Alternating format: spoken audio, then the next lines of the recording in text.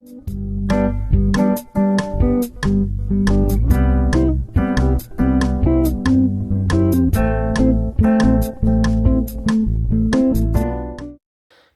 sok szeretettel köszöntök újra mindenkit a Kisvakon csatornán. A mai videó arról fog szólni, hogy vegyük meg a magokat boltban, vagy fogjunk-e magot.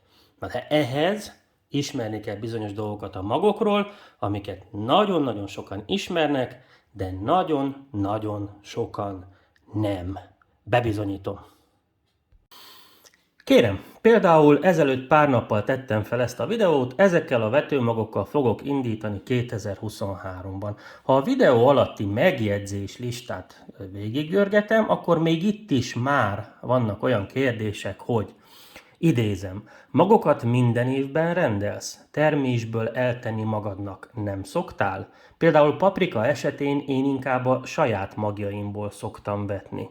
Van valami, ami miatt ez nem ajánlott?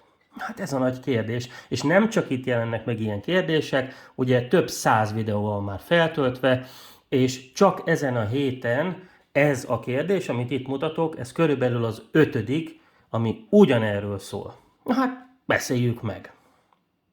Nagyon sokan van úgy, hogy vesznek a boltba egy csodaszép kövér paprikát, ami nagyon tetszik nekik, és megszedik, megfogják a magját, hogy majd abból ültetek, mert az olyan finom, olyan húsos, olyan jó volt, vagy paradicsomot vesznek valamit, nagyon ízlik nekik, hatalmas, ízletes, olyan kell nekik is, esetleg egy tököt, most az mindegy, hogy milyen tök, de mondjuk általában sütőtökre az ember hajlamos azt mondani, hogy na ilyen jó édes tököt még nem ettem, ennek megfogom a magját, és majd ezt fogom vetni, mert az milyen jó lesz.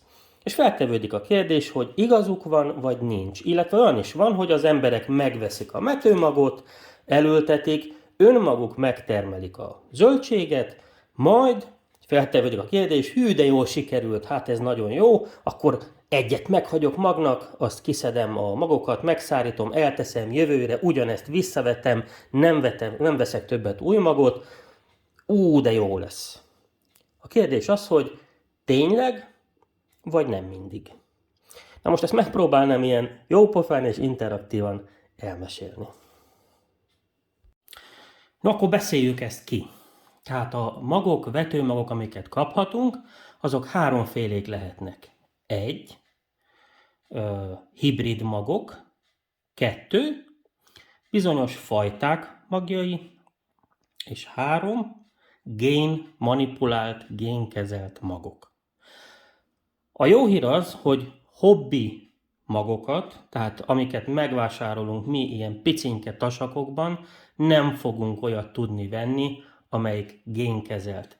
Ezeket csak a nagy agrárcégek használják, kukorica, mit tudom én, búza, stb. Vannak génkezelve, a hatalmas termékmennyiség miatt a kis tasakos, boltokba kapható magocskák soha nem génkezeltek. Abból csak kétféle van. A hibrid és a nem hibrid. Na lássuk, hogy az mit jelent. Van egy kertész, aki kitalálja, hogy szeretne létrehozni mondjuk egy paradicsomot, ami nagyon-nagyon jó legyen. Mondjuk legyen nagyon magas a terméshozama, legyen könnyű szállítani, ne ütődjön, legyen vastag a bőre, és mondjuk legyen determinált, ne nőjön túl magasra, és mondjuk azt mondja, hogy az mondjuk nem olyan nagy baj, ha beteges, majd fújjuk permettel. Tehát mindig meghatároz magának egy célt. Azt akarja elérni. És akkor elkezd összeválogatni paradicsomokat. Először is keresni fog egy olyan paradicsomfajtát, aminek determinált a növekedése, tehát nem nő magasra. Ezen majd virágok fognak nőni, a virágokból vesz egy kis virágport, és mondjuk rá fogja szépen ecsetelni egy olyan paradicsomra, aminek nagyon magas a terméshozama, viszont mondjuk nagyon magasra nő. Mivel összekeresztez egy alacsony növekedésűt egy magas növekedésűvel, gyaníthatóan egy olyan növény fog létrejönni, ami már nem nő olyan magasra, de ugyanakkor nagyobb a terméshozama, mint az eredető növénynek. Nem egyszerű ezeket a párosításokat megtalálni, hiszen ők genetikailag is jól kell működjenek. Igen ám, de mondjuk azzal is akar foglalkozni, hogy a növény legyen ellenálló, tehát a gombás betegségeknek, bakteriális betegségeknek tudjon ellenállni. Ezért majd vagy ennek a kettőnek az eredőjét, vagy ezt fogja először egy ellenállóval párosítani, majd utána párosítja egy determináltal. Aztán létre kell hozzá azt is, hogy jó szállítható legyen. Tehát venni fog egy olyan paradicsomot is, amelyiknek vastag a bőre, jól szállítható. Nem baj, ha keveset terem, mert majd összeporozza egy olyannal, ami sokat terem, meg ami determinált, meg ami ellenálló. Tehát nagyon sok fajtát elkezd egész egyszerűen a legalapvetőbb szinten is el lehet ezt képzelni, hogy pici ecsettel oda megy és a világokat összeporozza. Na most, amikor ezek összeporozzák egymást, akkor ugye abból magocskák lesznek, és azok a magocskák már hordozzák ennek is, ennek is, ennek is, meg ennek is a génállományát. Következő évben mondjuk lesz egy, ami már egész determinált, de még nem teljesen ellenálló, de már jól szállítható, akkor azt, amit következő évben elvet, azt még egyszer össze fogja porozni egy ellenállóval, és abból lesz egy harmadik generáció, ami már még ellenállóbb, de ez egy nagyon hosszú folyamat. Egy átlagos nemesítés általában körülbelül 30 évig tart. Tehát ha most megjelenik egy új fajta a piacon, azt valamikor a 90-es években kezdte el egy kertész létrehozni. Itt most lehet reszketni, meg olyan replikákat felhozni, hogy nekem ilyen manipulált növények nem kellenek. Hát zárójel kinyitva, nem tudom, tudjuk-e, hogy például hogy néz ki eredetileg a kukorica. Ez, amit a képen látunk itt, ez a kukorica őse. Ebből az indiánok hozták létre azt a kukoricát, amit ma ismerünk. Tehát ha kukoricát vetünk, bármilyen fajtát, az már egy ilyen alakított, manipulált valami. Vagy így néz ki az eredeti dinnye Afrikában. Ez görög dinnye, kérem szépen. Nem így néz ki már a mai, mi ezt nem is ismerjük, mert ugyanígy összehozták kertészek valamikor. Vagy mindenki eszik banánt. Így néz ki eredetileg a banán. Tele-tele van hatalmas, babszem méretű magokkal, de maga a banángyümölcs akkora, mint a mutatóujjunk. Ez az eredeti igazi banán. Annak idején ez még magról szaporodott, a mai banán már nem. Azt már nem is lehet magról vetni. Tehát minden, amit eszünk és amit ismerünk, eper, mindenki eszik epret. Így néz ki az eredeti eper, ugye? Ebből lett az, amit mi epernek nevezünk. Ha senki soha nem csinálta volna meg ezeket a keresztezéseket, nem szelektálta volna, nem hozott volna létre újat, akkor mai napig nem létezne eper, nem lenne banán, nem lenne dinnye, vagy nem lenne költe, hanem mai napig ezt a vackort tennénk. Tehát meg kell érteni, hogy az, aki óckodik, meg ilyen nagy magasztos kijelentéseket tesz, hogy fúj, beavatkozunk, bla bla bla bla bla bla, az gondoljon bele egy kicsit abba, hogy minden, amit ismer, egyszerűen minden növény egy ilyen létrehozott, keresztezett valami, tehát lényegében minden, amit ismer, az egy hibrid. Ugyanis ezt hívják hibridnek, amikor dolgokat keresztezünk össze. Azonban amikor létrejön egy ilyen keresztezett növény, két eshetőség van. A-verzió, egy olyan növény jön létre, amit utána, ha magját szedjük és elültetjük, egy hozzá hasonló jön megint csak létre. Tehát nem változik el. 100-szor, 1000-szer újra lehet alkotni a magból, reprodukálni lehet, ugyanazokkal a tulajdonságokkal fog bírni, ugyanaz lesz minden. Na, ilyen növényeket tudunk mi vásárolni a boltban, tasakokban. Például, ez itt egy ilyen növény.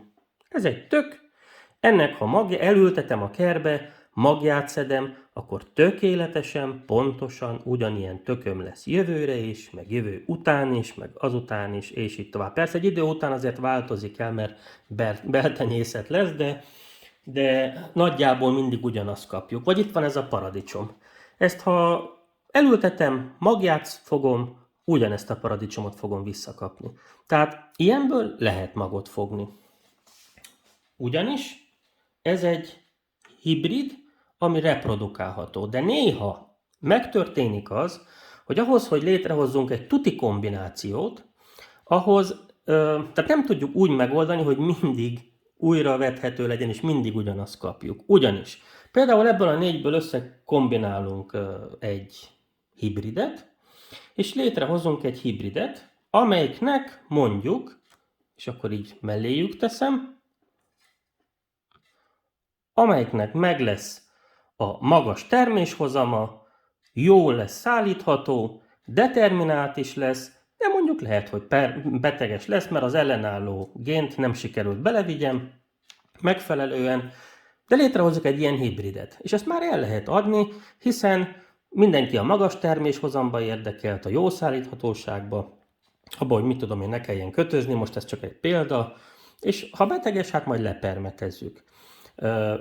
Igazából mindig a legelső, a legfontosabb, amikor valamin dolgoznak, az, hogy magas terméshozam legyen. No, itt létrejött egy probléma, az, hogy ez egy F1-es hibrid lesz. Az mit jelent?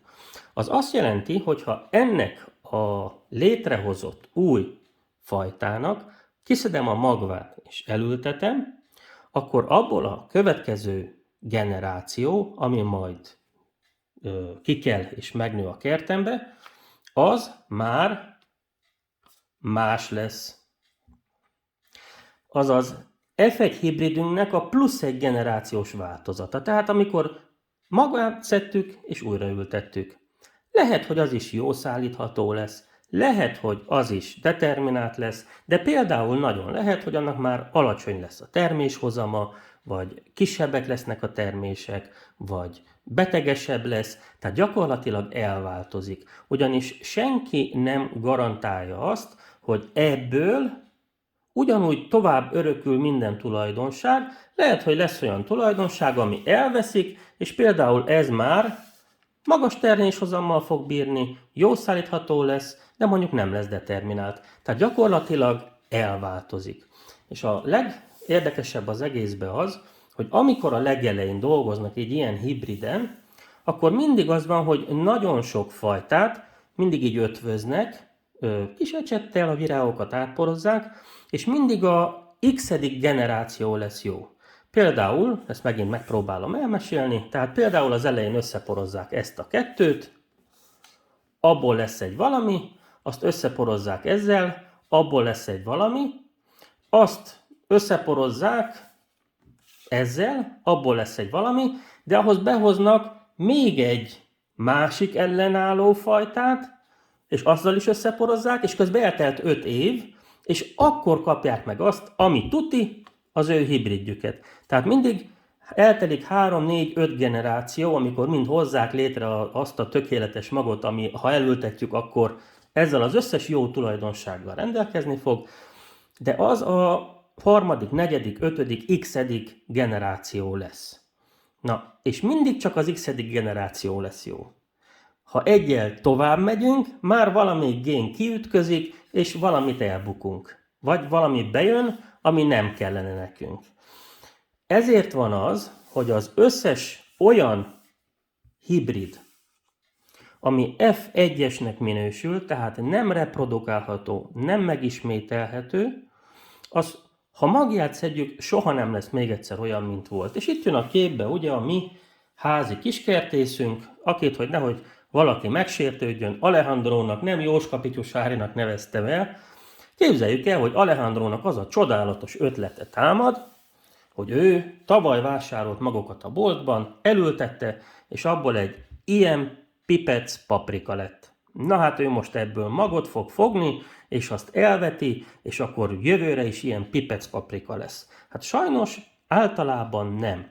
Ugyanis amit ő megvásárolt, az valószínűleg egy nagy termelőtől van. A nagy termelő az szinte kizárólag F1-es hibrid magokat, rosszabbik esetben, de az nagyon ritka, génmanipulált magokat használ, mondjuk ilyen zöldségféléknél pláne nagyon ritka, szerintem olyan nincs is. Tehát mindenképpen ő a magas terméshozamra ment, amikor vette a magokat, a nagy termelő, tehát ilyen magot vetett, és abból lett ilyen gyönyörű gyümölcs. Na és itt jön a probléma, Alejandro, mikor ennek magját szed és elülteti, akkor az a mag már az F1 hibrid plusz egy generáció lesz, tehát gyakorlatilag teljesen elváltozik ahhoz képest, mint amiből ő lett fogva. Tehát látjuk, hogy például, most ez csak egy példa, itt már alacsony terméshozam van, nem pedig magas. De lehet, hogy kisebb lesz a termés, rücskösebb, göcsörtösebb, ilyenebb, olyanabb. Tehát azt kell megértenünk, hogy vannak dolgok, amiből érdemes magot fogni, és vannak dolgok, amiből nem. Na most ez mindig fel van tüntetve a csomagoláson. Nézzük meg. Kezdjük itt. Boltban, nagykertben veszek egy ilyen gyönyörű paprikát.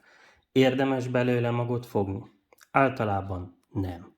Nagy termelő arra ment, persze egyértelmű, hát az az érdeke, hogy magas terméshozamot érjem el. Nagy, gyönyörű termései legyenek. Ez csak hibriddel lehet elérni. 99%-ra ez egy hibrid. Ha magját fogom és elültetem, soha nem lesz ugyanilyen szép gyümölcse. Ha magokról van szó, bemegyek a boltba és magot veszek. Például veszek egy ilyen kukoricát. Érdemes majd eltegyek belőle magnak, hogy újra vessem? Nem. Miért? Mert ez egy F1-es.